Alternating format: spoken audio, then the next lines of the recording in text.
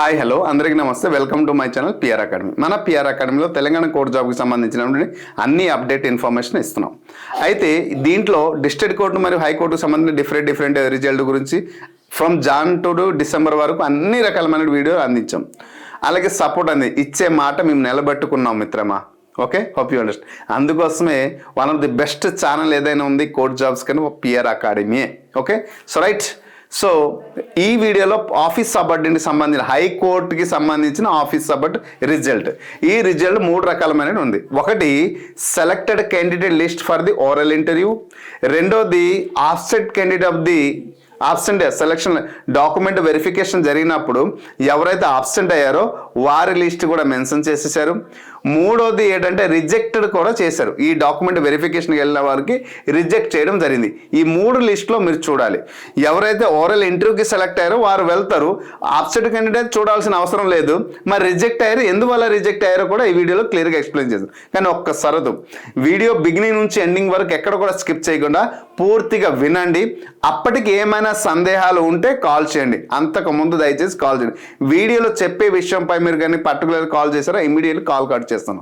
ఎందుకంటే per day 100 నుంచి 120 calls ఇవే వస్తున్నాయి. High court district court court jobs. So ఎంత ఓపికతో మేము ఆ వీడియోలో చెప్పే విషయమే మళ్ళీ ఫోన్ చేసి చెప్పాలి. ఏమంటే వీడియో చూడడానికి టైం లేదు సార్, ఫోన్లో మాట్లాడితే 1 నిమిషంలో అయిపోతుంది కదా. చూసారా, ఇక్కడ ఎవరు ఖాళీగా ఉన్నారు ఆలోచించారా? మీకోసమే శ్రమించి అంత ఇన్ఫర్మేషన్ గ్యాదర్ చేసి మీకు అప్డేట్ ఇన్ఫర్మేషన్ ఇస్తున్నాం. ఓకే, ప్రతి ఒక్క పర్సన్కి ఇలా చేరుతుంది అనేసి. సో వీడియో రూపంలో అందరికీ అర్థమవుతుంది, చేరుతుందని. సో అది అర్థం చేసుకోగలుగుతారు. It's my humble request to all the student, please don't skip the video and please watch beginning to ending వరకు. Okay right. ఈ వీడియోలో ఆఫీస్ సబార్డినేట్కి సంబంధించినటువంటి డీటెయిల్ ఇన్ఫర్మేషన్ ఇస్తాను. సో ముందు ఇన్ఫర్మేషన్ ఇచ్చే ముందు ప్రతి ఒక్క పర్సన్కి క్లియర్గా ఎక్స్ప్లెయిన్ చేస్తాను. తెలంగాణ గవర్నమెంట్ రిలీజ్ చేసిన హైకోర్టు రిలీజ్ చేసినటువంటి దాంట్లో టోటల్గా 75 పోస్టులు ఉన్నాయి హైకోర్టులో.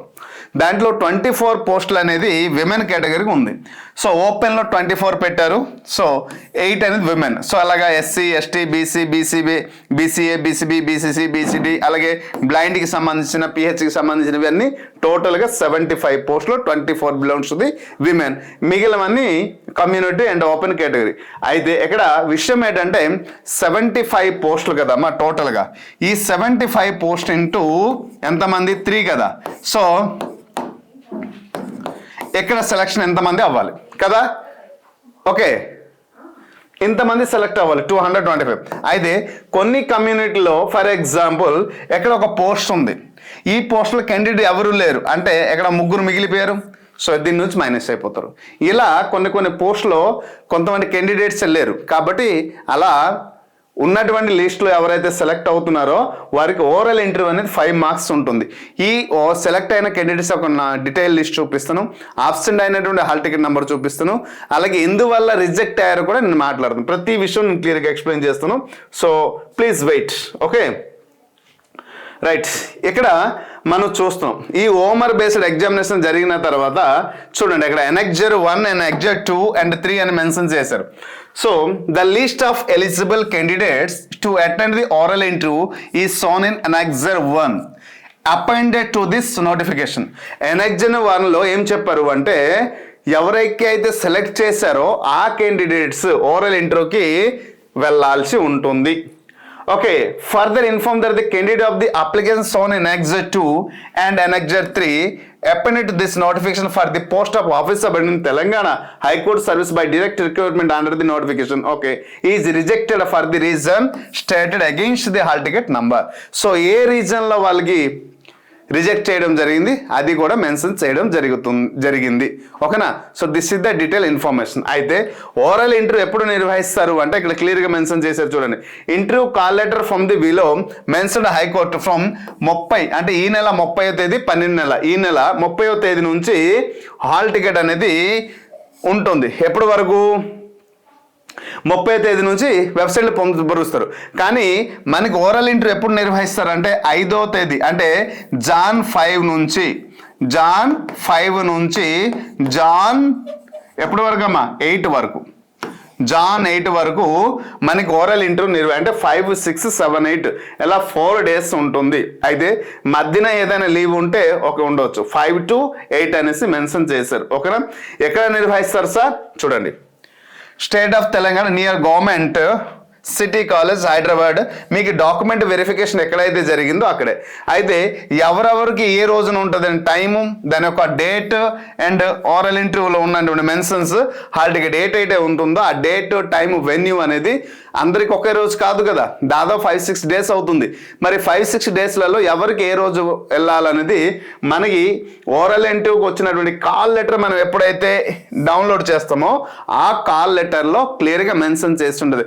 మీరు ఈ టైంన, ఈ రోజున, ఈ ప్లేస్కి రావాలి, ఓరల్ ఇంటర్వ్యూ ఫేస్ చేయాలి అనేది మెన్షన్ చేసి ఉంటుంది. ఓకేనా? సో మరి ఓరల్ ఇంటర్వ్యూ రోజు వెళ్ళేటప్పుడు ఎటువంటి క్వశ్చన్స్ అడుగుతారు, ఆ ఓరల్ ఇంటర్వ్యూలో ఏంటి అనేది నేను గతంలో వీడియోలో చేసి పొందుపరిచాను. అది ఒక్కసారి మన పిఆర్ అకాడమీ ఛానల్లో ఉంది, ఒకసారి చెక్ చేయండి. Right, okay.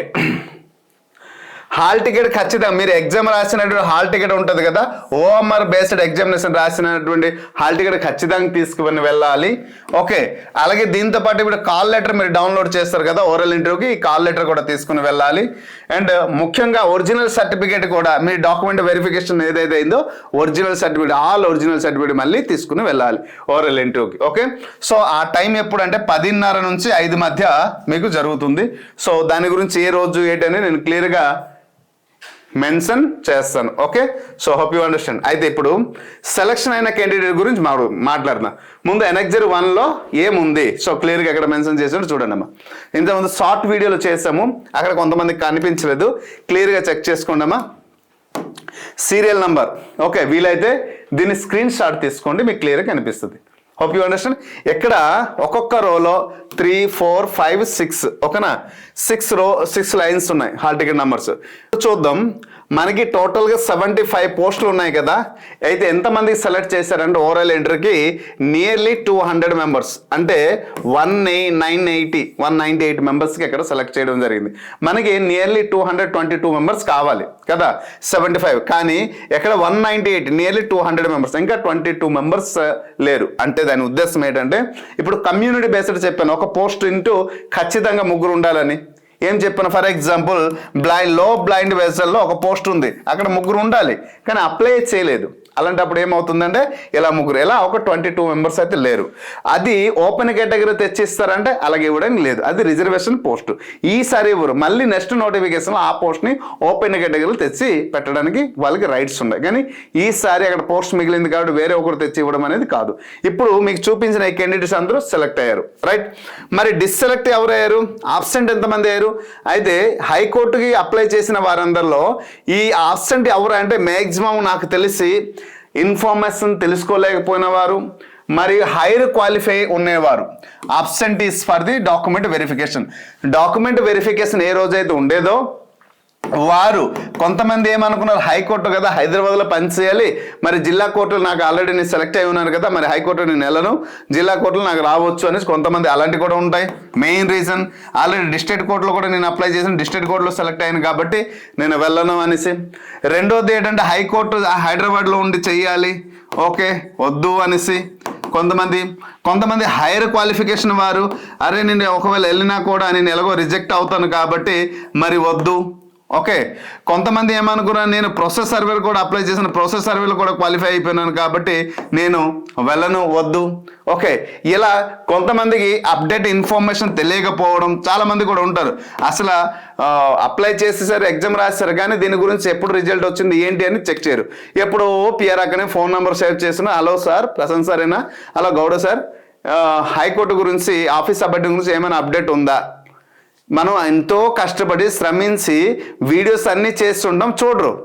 కానీ ఆల్రెడీ ఏమైనా అప్డేట్ ఉంటే ఇస్తాను సార్ చేస్తానంటే, ఓ ఇస్తారు కదా, సరే మరి ఫోన్ పెట్టేస్తారు. మరి యూట్యూబ్ ఛానల్ అప్పటికే చెప్తాం, వాట్సాప్ ఫాలో అవుతుందండి, యూట్యూబ్ ఛానల్ ఫాలో అవుతున్న, అప్డేట్ ఇస్తాను అంటే ఓకే సార్ అంటారు. మరి అక్కడికి 1 వీక్ 10 days సార్ ఇచ్చేసారు, అవును ఇచ్చేసారా, అయిపోయిందా, డేటా వెరిఫికేషన్ అయిపోయింది, అయ్యో నాకు తెలియదు సార్, ఇలా మాట్లాడటం. నేను పల్లెటూరు నుంచి ఫోన్ చేస్తున్నాను సార్, నాకు అప్డేట్ తెలియదు సార్, ఇలా అనేక రకాల reason, many reason, but most of reason ఇది. ఇలా అనేక రీజన్స్లో వీరు డాక్యుమెంట్ వెరిఫికేషన్కి వీరు ఆ రోజు అటెండ్ కాలేదు కాబట్టి సెలెక్ట్ అయ్యారు 1:3 రేషియోలో. కానీ వీరు ఏంటంటే ఆ రోజు ఆబ్సెంట్ అయ్యారు కాబట్టి వీళ్ళందరూ రిజెక్ట్. సో వీరందరూ రిజెక్ట్ అయ్యారు. అంటే ఇక్కడ హైకోర్టులో లిస్ట్ 1 వచ్చింది, 2 వచ్చింది, 3 వచ్చింది, 4 వచ్చింది. ఆ 4 లిస్ట్ నుంచి ఫిల్టర్ చేసి తీసినటువంటి లిస్ట్ ఓవరాల్ ఇంటర్వ్యూకి. ఓకేనా? So this is the clear. Hope you understand. So ఇప్పుడు మనం తెలుసుకున్న ఎంతమంది డిసెలెక్ట్ అయ్యారు. ఓకేనా? అబ్సెంట్ అయ్యారు చూడండి అక్కడ. సో దాదాపు ఒక 100 మంది అని చెప్పవచ్చు. ఓకే, ఇక్కడ చూద్దాం. Hall ticket numbers of ineligible candidates. ఇది చాలా చాలా ఇంపార్టెంట్. ఇప్పుడు ఏమంటున్నారు చాలా మంది మైండ్లో, సార్ నేను డాక్యుమెంట్ వెరిఫికేషన్కి వెళ్ళాను, 1:3 రేషియోలో సెలెక్ట్ అయ్యాను, డాక్యుమెంట్ వెరిఫికేషన్ వెళ్ళాను, కానీ నా నంబర్ రిజెక్ట్లో ఉంది, ఎందుకు? ఓకే అనేసి అడుగుతున్నారు. దీనికి నేను రీజన్ చెప్తాను చూడండి. సో ఇక్కడ ఫస్ట్గా మెన్షన్ చేసింది ఏంటంటే 10th class pass or fail అని చెప్పారు. అయితే 7th క్లాస్ నుండి, ఓకే 10th క్లాస్ పాస్ అయిన ఎలిజిబిలిటీ, ఫెయిల్ అయిన ఎలిజిబిలిటీ. మరి 7th క్లాస్ ఇక్కడ పాస్ ఆర్ ఫెయిల్ అని చెప్పారు. 7th class pass not fail, 7th class 8th 9th eligible. అయితే ఈ క్వాలిఫికేషన్ కంటే ఎవరిదైనా హయ్యర్ క్వాలిఫికేషన్ ఉంటే, హైయర్ క్వాలిఫై ఉంటే వాళ్ళు రిజెక్ట్ అయిపోయారు. ఫస్ట్ థింగ్ హైయర్ క్వాలిఫైడ్ ఉన్నవారు తీసి పాడేశారు. కొంతమంది ఫస్ట్ థింగ్ హైయర్ క్వాలిఫైడ్. ఒకవేళ నాది 10th క్లాస్ పాస్ సార్, నాది ఓకే 10th క్లాస్ పాస్ అయి ఉన్నాను నేను, ఓకేనండి 10th క్లాస్ పాస్ అయి ఉన్నాను, నాది మెరిట్ లిస్ట్లో ఎందుకు లేదు, నన్ను రిజెక్ట్ చేశారు అనేసి మీకు అడగవచ్చు. Yes question. ఇక్కడ మెయిన్ రీజన్ ఏంటంటే టీసీ అనేది మెండటరీ. ఇక్కడ ఖచ్చితంగా టీసీ అనేది మెండటరీ. ఇక్కడ ఓకే ప్రతి ఒక్కరు టీసీ అనేది మెండటరీ, టీసీ అనేది ఖచ్చితంగా సబ్మిట్ చేయాల్సిందే. రిక్వైర్డ్ వాళ్ళకి ఏంటైతే రిక్వైర్డ్ డాక్యుమెంట్స్ కావాలి, ఏ డాక్యుమెంట్స్ కావాలి అనుకుని మెన్షన్ చేస్తుంటారో ఆ డాక్యుమెంట్స్ మనం సబ్మిట్ చేయకపోవడం, దాంట్లో మెండటరీ అయినటువంటి టీసీ ట్రాన్స్ఫర్ సర్టిఫికేట్ ఖచ్చితంగా మనం ఇవ్వాల్సిందే. తర్వాత రెసిడెన్సీ సర్టిఫికేట్. రెసిడెన్సీ అంటే you're belongs to the Telangana అని, లేదంటే ఏపీ వాడు ఉంటే నాన్ లోకల్ కింద వస్తుంది కదా. ఇక్కడ 33 జిల్లాల పిల్లలు కూడా నాన్ లోకలే, కానీ 33 జిల్లాలు మించిపోయి ఆంధ్రప్రదేశ్ నుంచి పిల్లవాడు ఎవరైనా అప్లై చేసి నాన్ లోకల్ కింద వస్తారు కదా. మరి open category non local select కావాలి కదా. అందుకోసమే అలా మన లోకల్గా అయినప్పటికీ కూడా చాలా మంది రెసిడెన్సీ సర్టిఫికేట్ అప్లై చేయకపోయినా రిజెక్టెడే, టీసీ సబ్మిట్ చేయకపోయినా రిజెక్టెడే.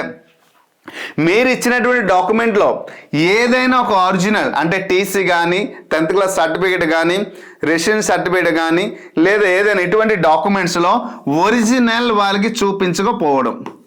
ఒరిజినల్ డాక్యుమెంట్ ఏదమ్మా ఒరిజినల్ సర్టిఫికేట్ అని మీరు చూపించకపోవడం. మీకు ఒక టైం ఇచ్చి ఉంటారు 1 or 2 days, ఆ 2 daysలో తీసుకెళ్ళి ఇచ్చేయండి అని చెప్పడం. ఇలా అనేక రకాల కారణాలు, నేను మేజర్ రీజన్స్ మాత్రమే చెప్పాను. ఇలా అనేక రకాల కారణాలు ఉన్నాయి. ఓకేనా? మీది ఒకటి హైయర్ క్వాలిఫికేషన్ అవ్వడం, రెండోది టీసీ సబ్మిట్ చేయకపోవడం, మూడోది ఒరిజినల్ డాక్యుమెంట్స్ ఇవ్వకపోవడం, లేదా రెసిడెంట్ సర్టిఫికేట్ ఇవ్వకపోవడం. ఇలా ఎన్నైనా కారణాలు, మేజర్ రీజన్స్ ఇవే. సో ఈ కారణాలతో మీది ఉంటే అందుకోసం మిమ్మల్ని రిజెక్ట్ చేయడం జరిగింది. ఓకేనా? So this is the detail information. ఒకవేళ ఇంకా ఏమైనా లేదు సార్, నేను టీసీ కరెక్ట్గా ఇచ్చాను, నేను 10th క్లాస్ పాస్ అయ్యాను, నా దగ్గర టీసీ ఉంది, రెసిడెన్స్ సర్టిఫికేట్ ఉంది, అన్ని ఒరిజినల్ పర్ఫెక్ట్గా నేను జత చేసి తీసుకెళ్ళి చూపించాను, పర్ఫెక్ట్ అనేది నేను రంగారెడ్డి నుంచి డిస్ట్రిక్ట్, నేను హైదరాబాద్ నుంచి డిస్ట్రిక్ట్, ఇంకో డిస్ట్రిక్ట్లో ఉన్నాను, ఓకే అప్పుడు నా కమ్యూనిటీలో కూడా పోస్ట్ ఉంది. కొంతమంది ఏం చేశారంటే ఎస్ కమ్యూనిటీలో కూడా పోస్ట్ లేకుండా, అంటే అక్కడ ఫిమేల్కి ఉంటుంది పోస్ట్ కానీ మేల్ అప్లై చేసి ఉంటారు, మేల్కి ఉంటుంది ఫిమేల్ అప్లై చేస్తుంటారు, ఎలా కూడా రిజెక్ట్ చేస్తారు. ఓపెన్ కేటగిరీలో మీరు ఎక్కువ మార్క్ లేకపోవడం, ఇలాగ చాలా రీజన్స్ ఉన్నాయి, మెనీ రీజన్స్. లేదు అన్ని పర్ఫెక్ట్గా ఉన్నాయి, ఎక్కడ కూడా మిస్టేక్ లేదు, కానీ మీ నంబర్ దీంట్లో ఈ క్రైటీరియాలో ఎక్కడైనా ఒక దగ్గర ఉంది అనుకోండి, అంటే రిజెక్ట్ లిస్టులలో ఎక్కడైనా ఒక దగ్గర ఉంది అనుకోండి, అప్పుడు ఇది ప్రింట్అవుట్ తీసుకుని వెళ్ళి అక్కడ చూపించండి. సార్ నేను అన్ని డాక్యుమెంట్స్ కరెక్ట్గా ఇచ్చాను, నేను 10th క్లాస్ మాత్రమే పాస్ అయ్యాను, నా దగ్గర హైయర్ క్వాలిఫికేషన్ లేదు, అన్ని డాక్యుమెంట్ పర్ఫెక్ట్గా ఉంది, నాకు ఏ రూపంలో మీరు ఇనెలిజిబుల్ లిస్ట్లో పెట్టారు మీరు అడగవచ్చు. You have a right to ask. మీకు అధికారం ఉంది అడగడానికి. సో ఆ హైకోర్టుకు వెళ్ళి అక్కడ ఉన్న రిక్రూట్మెంట్ సెల్ డిపార్ట్మెంట్ ఉంటుంది, ఆ రిక్రూట్మెంట్ సెల్ డిపార్ట్మెంట్కి వెళ్ళి మీరు అడగవచ్చు. అన్ని పర్ఫెక్ట్గా ఉంటే. పర్ఫెక్ట్ లేకుండా వెళ్ళి అడిగితే మాత్రం అది మీ మీదే ప్రాబ్లం. అంటే వాళ్ళ మీద సబ్మిట్ చేయలేదు, ఎందుకు అడుగుతున్నాం ఇలాగా అనేసి అడగవచ్చు. ఒక మాట వాళ్ళు ధిక్కరంగా అడుగుతారు, కానీ అన్ని పర్ఫెక్ట్గా ఉండి మీరు అడగడానికి మీకు రైట్స్ ఉన్నాయి. సో దానికోసం నాకు ఫోన్ చేస్తే నేనేం చేయలేను. అర్థమైందా? డిపార్ట్మెంట్ వారిది, సెలక్షన్ లిస్ట్ వాళ్ళు చేస్తున్నారు, మీరు ఏం సబ్మిట్ చేశారు ఏం చేయలేదు అనేది మీకు తెలుసు. కాబట్టి ఇక్కడ క్లియర్గా నేను సలహా మాత్రం ఇవ్వగలుగుతాను ఏమి చేయాలనేది. అన్ని పర్ఫెక్ట్గా ఉంటే వెళ్ళి అడగండి. లేదా నెక్స్ట్ నోటిఫికేషన్ వస్తుంది, ఆ నెక్స్ట్ నోటిఫికేషన్ ప్రిపేర్ అవ్వండి. చాలామంది ఏం చేస్తున్నారంటే ఒక 300-400 రూపాయలు ఎక్కడో బుక్స్ తీసేసుకుంటున్నారు, చదివేస్తున్నారు, వెళ్ళి రాసేస్తున్నారు. ఒక లేదు అంటే ఒక నెల రోజులు ఉంది అంటే నెల రోజులు కోర్స్ ఏదో ఒక నచ్చిన కోర్స్ ఎక్కడ తక్కువ రేటు దొరికితే అక్కడ కొనేస్తున్నారు, చదివిస్తున్నారు. మీకు బిగినింగ్ నుండి చూడండి, గత జనవరిలో నోటిఫికేషన్ వచ్చింది, ఇప్పుడు డిసెంబర్ అయింది, ఇంతవరకు మిమ్మల్ని గైడ్ చేస్తూనే ఉన్నాం. మేము ఏ రోజు కూడా వెనక తగ్గలేదు, ప్రతిరోజు మిమ్మల్ని గైడ్ చేస్తున్నాం. మేము ఆఫీస్ సబార్డినేట్కి ఎంత అద్భుతమైన కోర్సు కూడా దించాం బిగినింగ్ నుంచి. ఇప్పుడు కానీ మించిపోయింది ఏం లేదు. కోర్స్ తీసుకోండి, ఇప్పటి నుంచి ప్రిపరేషన్ మొదలు పెట్టండి. ఇప్పుడు ఎలాగో ఎక్స్మస్ న్యూ ఇయర్ ఆఫర్లు చాలా తక్కువ ధర 750 రూపీస్కి మేము ఇస్తున్నాం. 749 రూపీస్ ఎవరు ఇచ్చేస్తారండి? 75,000 bits, general knowledge and general ఇంగ్లీష్కి మొత్తం కంప్లీట్ కోర్స్ అవ్వదు. దీనికైతే ఓన్లీ జనరల్ నాలెడ్జ్ అవసరం ఉంటుంది. సో కంప్లీట్ కోర్స్ ఇస్తున్నాం. సో దాన్ని ప్రిపేర్ అయ్యి కొంచెం పోరాడితే పోయేది ఏముంది. ఇప్పటి నుంచి ప్లానింగ్ చేసుకుని వెళ్తే చాలా మంచిదని నేను భావిస్తున్నాను.